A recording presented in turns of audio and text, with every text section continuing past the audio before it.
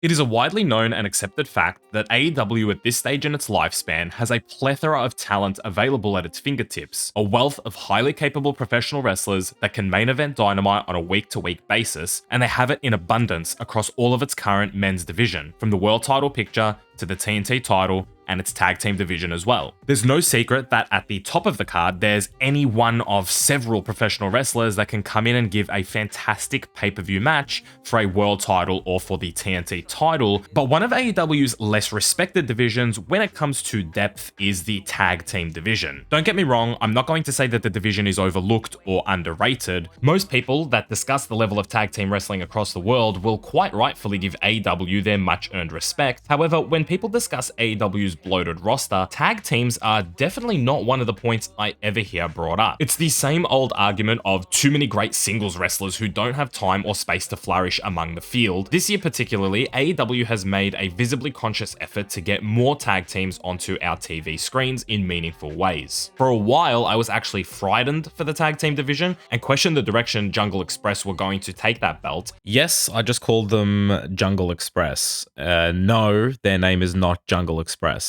I meant, obviously, Jurassic Express, especially in the early days of their reign. But in the end, their stint as champions really expanded the division, with seemingly more teams right now capable of being credible tag team champions than ever before. The inception of three-way tag team matches is not a new concept, but the acceptance, or perhaps the necessity, of getting more tag teams into the title picture at once elevated many tag teams into contender levels. There's the likes of Lucha Brothers, Jungle Express, Red Dragon, Team Taz, and to a lesser extent the acclaimed Dark Order and the Ass Boys, all involved in AEW Tag Team Championship matches just this year. That speaks volumes to the direction the division has gone in just this year. This is, of course, without even bringing in the other tag team titles that are involved on the AEW show week to week that FTR have been holding. And, of course, without mentioning the current AEW Tag Team Champions and the subject of today's video, Swerve Strickland and Keith Lee. Truthfully, I'm not sure the original plan saw Swerve in our glory as the AEW Tag Team Champions in July of 2022, if ever. As most things have gone in AEW over the last couple of years, I believe Tony Khan has had to exercise some flexibility and reactionary booking when it comes to the tag team titles and the Young Bucks' second reign as tag team champions.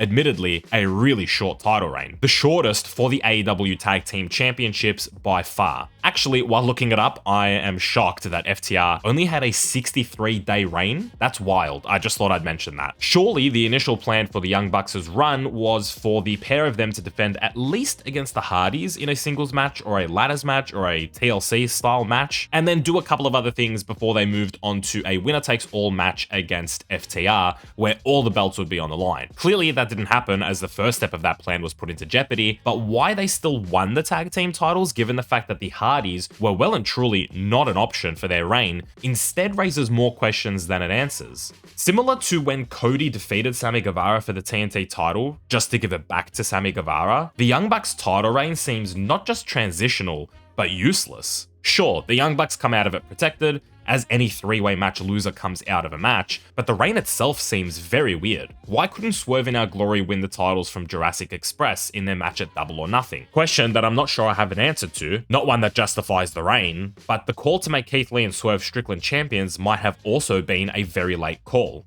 It could potentially mean that Kenny Omega is ready to return and that the Young Bucks' time is required away from the tag team division in what is going to be the biggest storyline of the year for AEW. Regardless of how it happened or why it happened, what seemed to be a fracturing tag team and relationship has resulted in tag team glory and both Keith Lee and Swerve Strickland's first piece of AEW gold. Call it recycling old tactics, call it repetitive, call it whatever you want. It seems that Keith Lee and Swerve Strickland are destined to follow the same path of former AEW Tag Team Champions and friends Kenny Omega and Hangman Adam Page. It's hard to see these two wrestlers' futures not involving a crumbling of this partnership, resulting in the birthing of a red-hot feud. The cracks were formed before these two even became tag team champions, and if you plant a seed and keep watering it, that seed will blossom. Unless Tony Khan stamps the idea out of my head really soon and really fast, I'm going to let this seed blossom and imagine what a potential feud between these two would look like. In many ways, you could argue this kind of forward thinking can take away from the reign itself. Potentially that I won't be able to enjoy the reign because I'll keep waiting for clues about when the turn is happening or who's going to be the one that turns, and that I'll potentially be hoping that they lose so that their feud can start. My rebuttal to that would be, 1, I very rarely let the result of a match determine whether I enjoy it while watching it live. I only believe that the result alters my thoughts on a match or a feud if it was obviously the wrong decision, in my opinion, and I come to that opinion with the hindsight after the fact. So I'm still going to enjoy their title reign despite the fact that I'm quite certain these two are going to end up feuding at the end of this reign. And more importantly, too, regardless of if I should or shouldn't be getting ahead of myself, the title reign has been initially built on this shaky foundation. It's a dark cloud looming overhead, and it's pretty hard to ignore.